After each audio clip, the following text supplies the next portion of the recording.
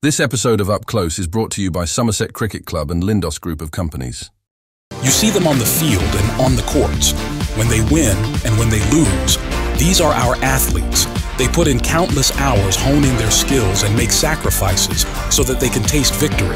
These are our athletes, and now it's time to meet them up close. Hello and welcome to another edition of Up Close with yours truly, Colin Thompson. Joined today by former great Mr. Randy Horton, who obviously, of course, made a big name for himself in two national sports, football and cricket. Mr. Horton, welcome to the show. Thank you, Colin. It's good to be here, man. It's wonderful to have you here. Wonderful to have you here, and great timing with Somerset's anniversary, not just around the corner. Right, that's right. Well, of course, how much Somerset Cricket Club means to me, and the kind of impact that it had, on my life, particularly as an athlete.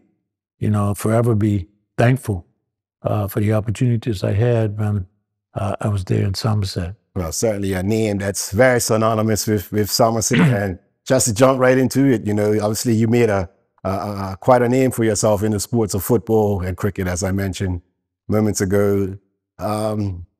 How did it all start? Really, this wonderful journey of yours start? Well, it started from when I was knee-high. Knee-high, I remember being in Cook's Hill and kicking the ball around. One of the first Christmas presents I ever remember is a football and a cricket bat and a cricket ball. I very vividly remember that because my dad was, heavy into cricket and football as well. He played for West End Rovers and played cup match for Somerset. And so I was his first boy in the house, and that ball as a present, I took good care of it, and from knee high, I've been kicking the ball ever since. And from when I went to West End School, I played at West End School, and soon I was on the school team playing with the big boys when I was much smaller or much younger, not necessarily much smaller because I was a big boy. Growing up, but I played with the senior team at the school, soon after I started to go to West End School. And of course, we became, when I was at West End, we won the school's championship. And then, of course, Berkeley, after West End School, I then went to Berkeley. And when I went to Berkeley, I certainly was the captain, became the captain of the Berkeley team. And had a good career there. We didn't win. I don't remember winning anything at Berkeley, but we certainly represented well. And then after Berkeley, it was the Somerset Colts, and the Somerset Colts were a team run by Conrad Simons. And I'll never forget because when I was at Berkeley in my final year, I guess around my final year, sometimes we had a game, there was a game on a Thursday afternoon, and I would always, want to be able to, get to see what was going on at these Thursday afternoon games. And sometimes, I'll never forget once where I think I went to a game, and Mr. Furbert must have seen me, and when I saw Mr. Furbert, I said, I was on a bus, and I jumped off the bus and made it straight back to school so I could get in the classroom before he got back to school. So that was, I'll never forget that day either. But while I was at Berkeley, as I say, I played for the Somerset Colts, and we became the first champions in the Bermuda Junior Football Association. And that started, the year it was, I think it would have been 1960 or 61. I think 61 was the year. And we were the top team, won the league. We scored close to 100 goals, and we had 2 goals against. And one was an earned goal, and one was a penalty. Those were the 2 goals scored against us in that being our first season in the Bermuda Junior Football Association at Somerset Colts. You, of course, were playing striker. Yeah, I was playing right. That's right. I was playing right wing at the time. And, then after After that, and I scored a lot of goals in that for that team when we played in the junior league.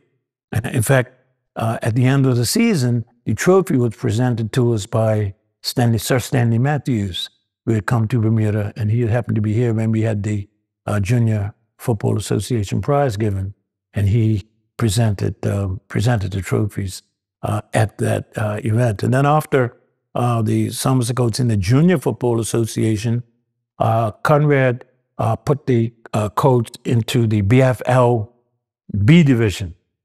We were put in the BFL B division, so we were in the BFL B division, and West End Rovers were in the BFL B division. And when we played in the BFL B division, we won that. And the first time we were in the BFL B division, that was the first time, only year that I played in the BFL B division, because at the end of that year, I went to school in England. And let me tell you that that was great because I was also working as a student teacher at West End School. And the team used to start with 10 men. And they waited for me because the games used to start at 3:15. School used to come out at 3:30. And so I couldn't leave West End School. I was teaching. So I left school at 3:30 to come down, and we would have 10 men until I got there, and then we would have the 11 man. And we did that all that season. In 19, it would have been actually, the season would have been, I don't know, 60, 61 or 61, 62. But it was the only season that we played in the B division, and it was interesting because West End Rovers were there, a good team, and their B division team, West End Rovers B team, was in the BFL B division. Then, as I said, I went to school in 63. So that would have been, actually, that would have been 62, 63. We would have been in the BFL B division, 62, 63. And it would have been 61 when we won the Junior Football Association, BJFA, Bermuda Junior Football Association trophy. And so, yes, we won that second division, and I was a top goal scorer in our team, in the Colts. And then in 1963, I went to England to school, to Column College. I went to teacher training college in England, and there I played as a centre half. I played as a centre because I played centre half at Berkeley as well. Because at Berkeley we didn't have that many good footballers at Berkeley, and so I'll never forget that because I was at centre back. Roddy Birchall was a good player. Roddy Birchall was the man up front. I was the man who was in the back in the defense, holding the defense up. Roddy held the attack up. That's we played around that middle strand, you might say. We had a strong backbone. That's why I played at the back for Berkeley rather than up front. And interesting, when I went to college in England, I was center back. At Column College, I played at center back for the whole 3 years I was in England. And I made a select team for all the colleges in the Midlands of England. I was selected to play center back for their select team. Then also I became captain of my soccer team in England. And then when I was there too, when I went to Oxford United, and I had some trials with Oxford United, and then also with Huddersfield Town. Wow. And so, but let me tell you that I was ready to come back home. I was ready to come in. That cold was not treating me.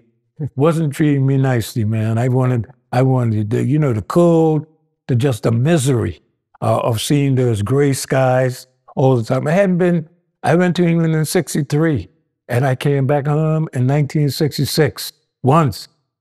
My daughter went to England, and she's there for 3 months, and she's back home for Christmas, they, so different. It's so different. When I went away, I knew that I wasn't coming back until I had my degree, or I was qualified to do what I went to study. And so that's why I was 19. I went in 63, came back in 1966. I also, indeed, played cricket, playing cricket for the college team. I became the captain of the college team in cricket, Cullum College. And I played, actually, with, oh goodness, why has his name slipped me? Opening bowler for England. Was on my team, on the team. We played together at Cullum.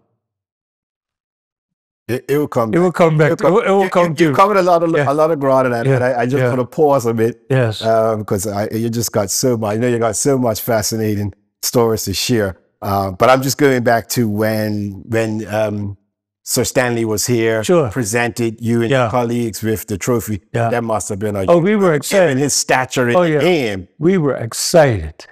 We were absolutely excited, man. It couldn't have been a better day for us on that day to receive that trophy from Sir Stanley. I think at the time, a photo as well of Sir Stanley shaking hands, I believe, with Tonzi Russell. That's right. That's right. Yeah. So I think at the same occasion, I think it was the same occasion. I believe it was the same occasion, and he played against the Bermuda team, and Tonzi, of course, Tonzi was our top man of the day, and they had this shot. He and Tonzi together. But as young kids, as young boys, we were only 12, 13. We may have been a little older than that. No, we would have been in 61, 16, 15, 16, something like that. The other thing you mentioned about the games on a Thursday, we've heard, folks from that era talk about how it was played on a Thursday. And at Sports Arena. At Sports Arena. And Berkeley School overlooked Sports. That wasn't a good scene. Not for me, because as much as I like for... Did you ever get detention? If wrestling room, well, I used to sometimes want to get sent out of the class so I could go to the library. I used to go to the library and the library, faced right down towards, and you stand in the library and watch the game that was going on at the box. So I did that several times. Yeah. Oh. Got in trouble for it a few times as well. And always made sure you got back before the teacher. Mr. Furvitt? Yeah, Mr. Furvitt was the principal. So, you didn't do anything that was going to, be wrong in front of Mr. Furvitt. I mean, he was a man that we had total respect for. And then fast forward the clock decades later. Yeah. You became a principal of your... That's right. and interesting, Mr. Furvitt was a man who, I mean, when I went to Berkeley, I'll never forget when I went to Berkeley to teach. Because when I came back, I first taught at West End School. So I taught at West End before I went abroad. As a student teacher, I was there because the only way I got into the teaching was I was never going to be a teacher, man. That was the last thing that I wanted to be. Not the way I used to behave in school. I didn't want to be given, have children giving me all these headaches. And so... But I would never forget again, my mother stayed on the PTA at West End School after all of my siblings had finished West End and going to Berkeley. We all went to Berkeley. And she stayed on the PTA as the secretary. And so when I finished Berkeley, I'll never forget that. I used to go out every day, tell them I'm going out looking for a job because I wanted to raise some money because I wanted to be a mortician. So I used to go out and say, I'm going to raise some money, help, so I can help pay my school fees when I go abroad. But I used to go out every day, not looking for a job. I told my mom I'm going to look for a job. But hey, I used to go downtown, come town, fool around in town a little bit, then come back home and say, hey, no jobs going on. Or I go down to base and check the base. Ain't nothing left, no jobs. And then finally, my mother, when she was at a PTA meeting, the principal, who was Mr. Snaith, Mr. Snaith was the principal at the time, and Mr. Snaith asked, so what's Randy doing? And so she said, that good for nothing thing, he ain't doing nothing. So Mr. Snake told her, send him over to me tomorrow.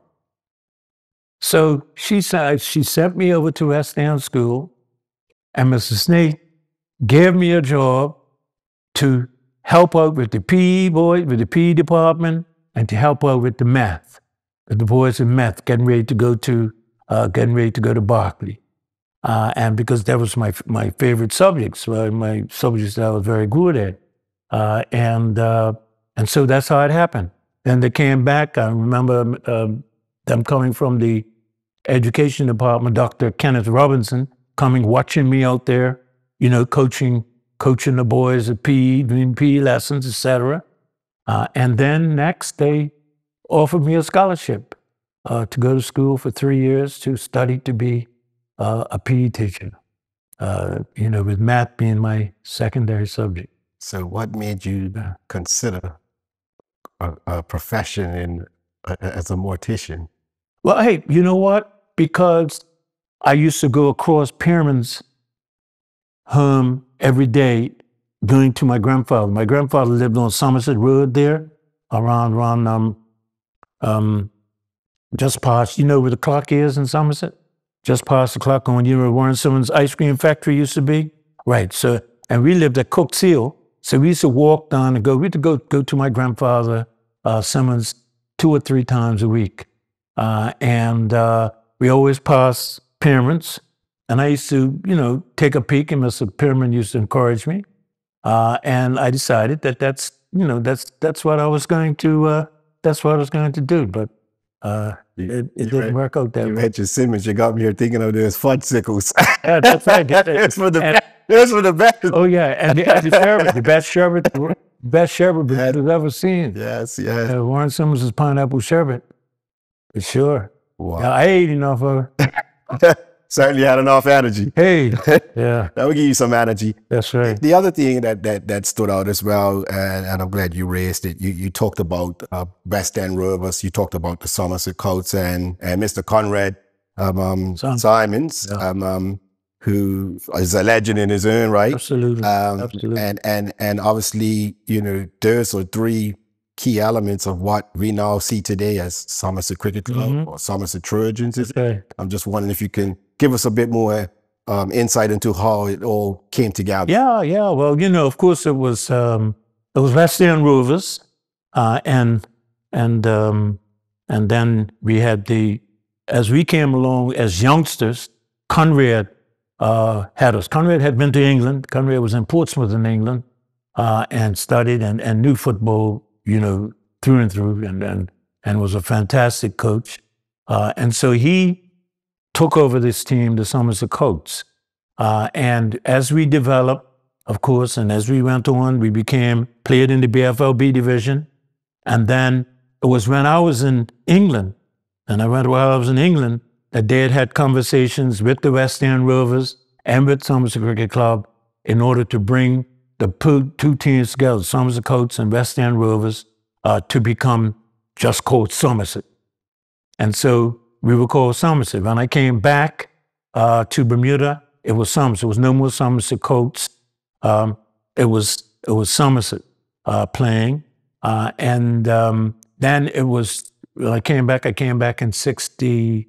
I was away from 63 to 66. That year I came back. I never forget coming back. I came back, and as I said, Somerset were now called just Somerset. But we got the Trojan name from Joe Brown. Joe L. Brown, man, he loved the way we played football.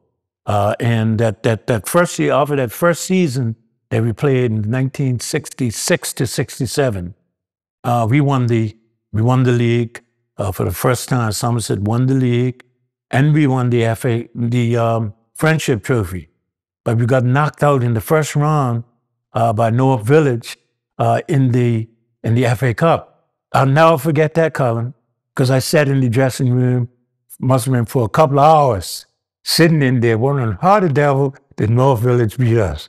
We weren't supposed to be beaten by anybody. That's how we thought. And we sat in there, for a long period. I'll never forget after that game. Anyways, I'm not sure who actually won the FA Cup that year, whether North Village won it or not, but we didn't. I know that, and so we won two trophies that year. And it was after that year, and Joe Brown, saw the way we were playing, etc., and he started calling us the Trojans, and that's how we got the name Somerset Trojans. And eventually, Somerset became Silver City because we won the league 4 years in a row, from 66, 67 to 69, 70. We won 4 years in a row.